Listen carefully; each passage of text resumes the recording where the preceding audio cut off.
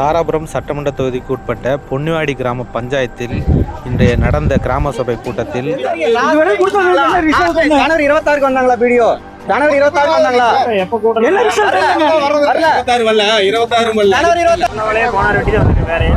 ஏன்னா அவங்க இஷ்டத்துக்கு போட்டாங்கன்னா நாங்களும் கூட்ட போட்டு சாவி எடுத்துட்டு போய்க்கிறோம். அப்புறம் வர்றவங்க அப்புறம் அங்க கிராமத்துல 30 பேர் பேசி கூட்டம் நடத்தி எந்த வகையும் செல்லத்தக்கதல்ல. யாருங்க எல்லாரும் கேட்டுக்குங்க, கிராமத்துறை அதிகாரிகள் வந்திருக்காங்களோ மீதி துறை வராத அதிகாரிகளை சட்டப்படி நடவடிக்கை. குடிநீர் பிரச்சனையில இவ்வளவு கேவலமான குடிநீர் குடுக்குறீங்க, இதை எப்படி குடிக்க முடியும்னு அவரை குடிக்க சொல்லணும்.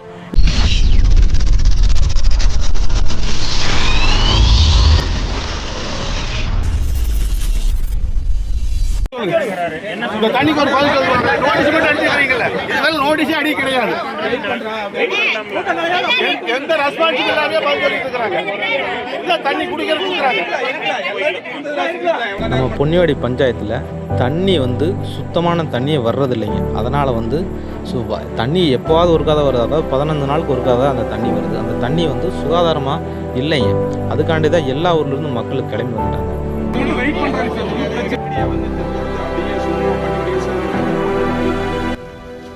இப்போ எந்த துறை வராம அதிகாரி வராம காவல்துறை இருக்கு, மீடியா இருக்காங்க, செயலாளர் இருக்காங்க, எந்த துறை மேடம் எத்தனை துறை இருக்கு? எல்லா துறை இருக்கு. யார் உங்களுக்கு வேணும் சொல்லுங்க. இதுல முக்கியமா நீர்வளத்துறை தான் எங்களுக்கு பிரச்சனை. எங்க தமிழ்நாட்டிலே மிக மோசமான பஞ்சாயத்து அப்படின்னா இங்கே தாராபுரம் சட்டமன்ற தொகுதிக்கு உட்பட்ட பொன்னிவாடி பஞ்சாயத்து தாங்க.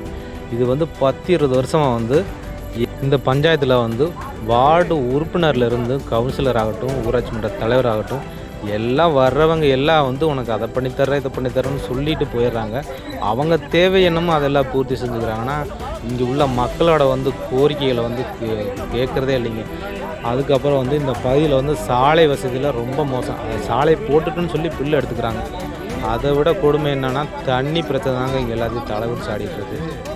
இப்படியே ஊழல் அடிக்கிட்டே போகலாம். அப்புறம் 100 நாள் வேலை திட்டத்தில் அவங்களுக்கு உண்டானவங்களை அட்டையை வாங்கி வச்சுக்கிறது, அதில் இது பண்ணிக்கிறது, அதுலேயும் நிறைய ஊழல் நடந்துட்டு இருக்குங்க.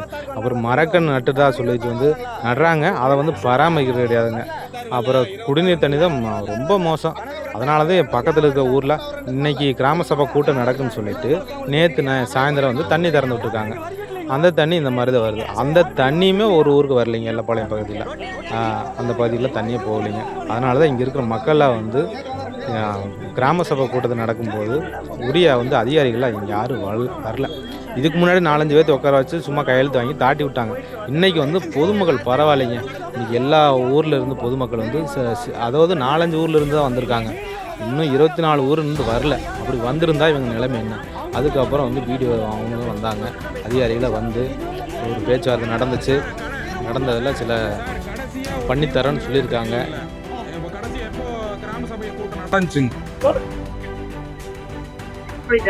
எப்ப அந்த தீர்மானம் என்ன வாசி என்ன எழுதியிருக்கிறீங்க, அதுக்கு என்ன ஆக்ஷன் எடுத்திருக்குது மட்டும் இப்போ சொல்லுங்க.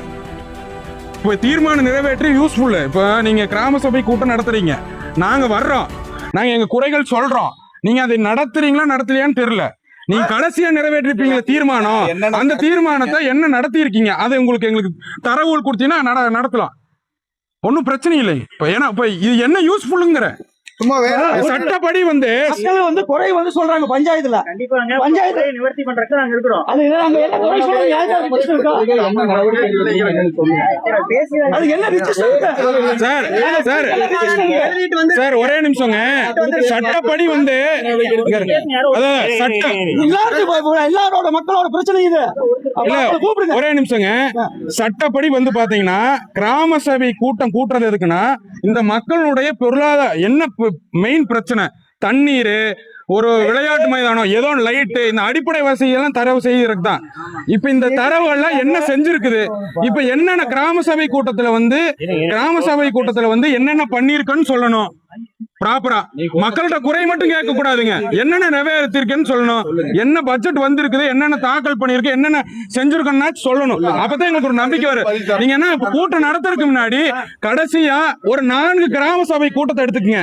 நீங்க நிறைவேற்றி அனுப்பிச்சிருப்பீங்களா தீர்மானம், கடைசி 4 கிராம சபை கூட்டத்துல நிறைவேற்றப்பட்ட தீர்மானத்துக்கு என்ன தீர்வு வந்திருக்குது சொல்லுங்க, ஆரம்பிக்கலாம். பெட்டிஷன் விடுங்க சார். நான் என்ன சொல்றேன், தீர்மானம் நிறைவேற்றிருப்பீங்களா நீங்க? நான் சொல்றது தீர்மானம் என்ன பதில் வந்திருக்குது. யாரு வேணாலும் பெட்டிஷன் கொடுக்கட்டுங்க சார். நானும் தான் எழுதிட்டு வந்திருக்கிறேங்க. பெட்டிஷன் கொடுத்து எனக்கு நம்ம அதுக்கு பதில் பண்ண வரல. எல்லாம் தகவல் அறியும் உரிமை சட்டத்துல கொடுத்து 20 நாளைக்கு மேல ஆச்சு. எந்த தகவலுமே வரலைங்க. அது ஏடி கார்டோட போட்டு அனுப்பிச்சு. அதுக்கு எந்த தகவலுமே வரலைங்க சார். அது என்ன ஆக்ஷன் எடுத்திருக்குங்க? ஒரு போர்டு கழிக்க மாட்டோம். ஒரு மாசம் எத்தனை கழிக்க மாட்டோம். எத்தனை கழிக்க மாட்டோங்க. அதுக்கு சரியான பத்திரம் விடுவானுங்க. அது சரியான சாமானிக்கு வாங்கி கொடுக்கணும். மோட்டர் நல்லா இருக்கிறத கிளீன் பார்ட்டி கொடுக்கணும். ஒண்ணுமே வாங்கி கொடுக்கணும். கழிக்க மாட்டேன். ஒரு மாசத்துல 4 தடவை கழிக்க மாட்டேன். தண்ணி குடிக்க தரணும். போர் எத்தனை போர் போட்டுருக்காங்க சார்? எலிகாமலத்துல 6 போர்வெல் இருக்கு சார். 6 போர்வெல் தண்ணி 20 நாள் ஆச்சு. நேத்து கிராம சபை இன்னைக்கு வருது தண்ணி. இன்னைக்கு ஃபுல்லா வந்துட்டே இருக்கு. இன்னைக்கு என்ன பக்கம் வருது? 6 போர் இருக்கு சார். நைட்டு ஒரு மாசம் சொன்ன அப்படின்னா கவனிக்கவே இல்லை. தண்ணி ஃபுல்லா வந்துடுங்க. அமராவதி கட் பண்ணி விட்டாங்க. இவரு பாஸ் பண்ணிட்டு உள்ள வந்து இங்க இருக்கிற கிராமத்துல 30 பேர் வச்சு நீ கூட்டம் நடத்த எந்த வகை செல்லத்தக்கது அல்ல சார். இது செல்லத்தக்கதே அல்ல. ஒரு வருஷம் இருக்கிற இல்லைங்க. இது 50 ஆண்டுகள் இப்படித்தான் நடக்குது சார். நாங்க எளிய மக்களுக்கு எந்த விதமான கோரிக்கை நாங்க வைக்க முடியறது இல்ல. இந்த கடிதம் இந்த கிராம சபை கொடுத்து எளிய மக்கள் எல்லாமே நாங்க கோர்த்துக்கிறோம். இப்ப நாங்க கேள்வி கேட்கணும். எப்ப நாங்க கேள்வி கேட்கறது? எல்லா துறையில இருந்து சார் எல்லா துறை அவர் வந்தா மட்டும் ஆகாது. எல்லா துறையிலும் வந்திருக்காங்களா?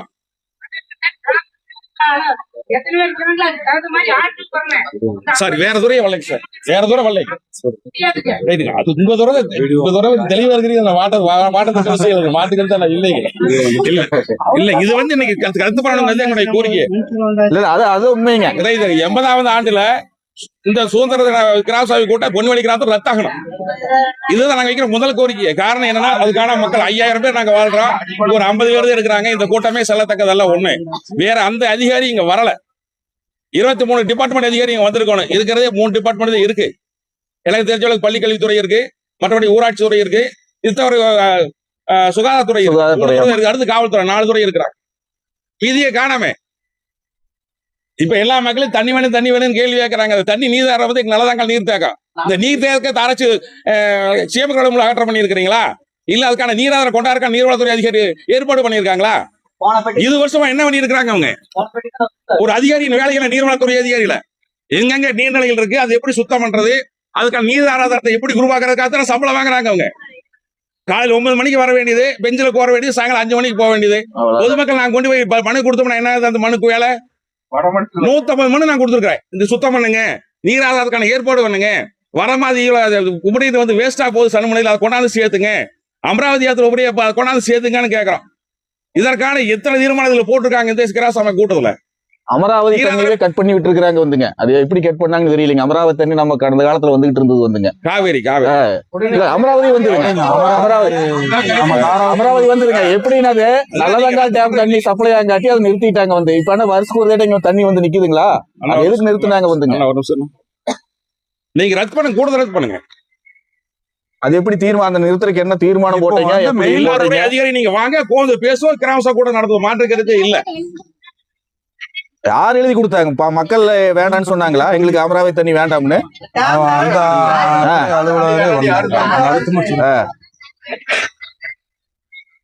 அவங்க வாட்டுக்கு இது பண்ணிட்டாங்க. அமராவதி தண்ணி நிறுத்திட்டாங்க. டேம் தண்ணி வந்து எங்களுக்கு இதே போதுங்க அப்படின்னு. இன்னைக்கு வருஷம் தண்ணி வந்து நிக்குதுங்களா? அப்படிதான் இப்ப தண்ணி பஞ்சம் நீக்கிறதுக்கு.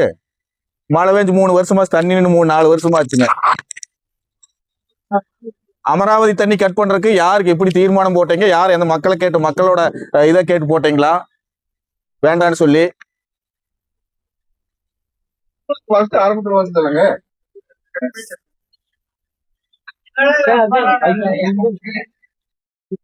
பொதுமக்களுக்கு ஒரு பணிவான ஒரு கோரிக்கை என்னங்கன்னா, அந்த ஒரு ஃபைலாவில் கையெழுத்து வாங்க கரெக்டா 11:30 மணிக்கு வாங்குவாங்க.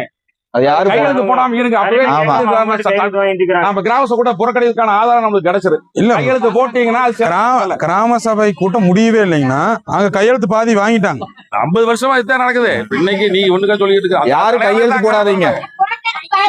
கூலிங் தண்ணி டீ காஃபி எப்படிங்க உள்ள கேட்டுக்குள்ள விடாதுக்குமே கையெழுத்து வாங்கிட்டாங்க. அப்படியே காத்துல போறது அப்படியே போடுங்க. நீங்க கலையாதீங்க, நம்ம மக்கள் யாரும் கலையாதீங்கன்னு. எதுக்கு போட்டீங்க? எதுக்கு கேட்க வேண்டியது? கையெழுத்து எதுக்கு வாங்க கூட்டமே முடிய எதுக்கு கேட்கறீங்கன்னு கேட்க வேண்டியதுங்க. இல்ல அப்ப நீங்க அதிகாரிகள் அவங்க படிப்பறிவு இல்லாதன்னு சொல்லி ஏமாத்துறீங்களா? அந்த நோட்டுல கையெழுத்து வாங்குறீங்களா?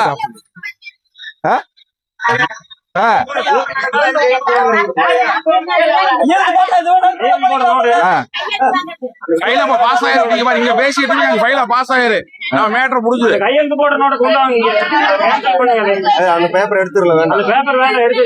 சார் எப்படிங்க சார் இதெல்லாம் நீங்களா அனுமதி அவசரமா செய்யறீங்க கையெழுத்து வாங்குறதெல்லாம் அனுமதி கூடாது. நீங்களா இந்த கையெழுத்து வாங்குறது இது முறையெல்லாம் பண்றது இதெல்லாம் நீங்க சார் நீங்க அலுவலகம் நீங்க முன்னாடி இருக்கிறீங்கன்னா இதெல்லாம் கண்டிக்கணும் சார். நோட்டை வாங்கி கையெழுத்து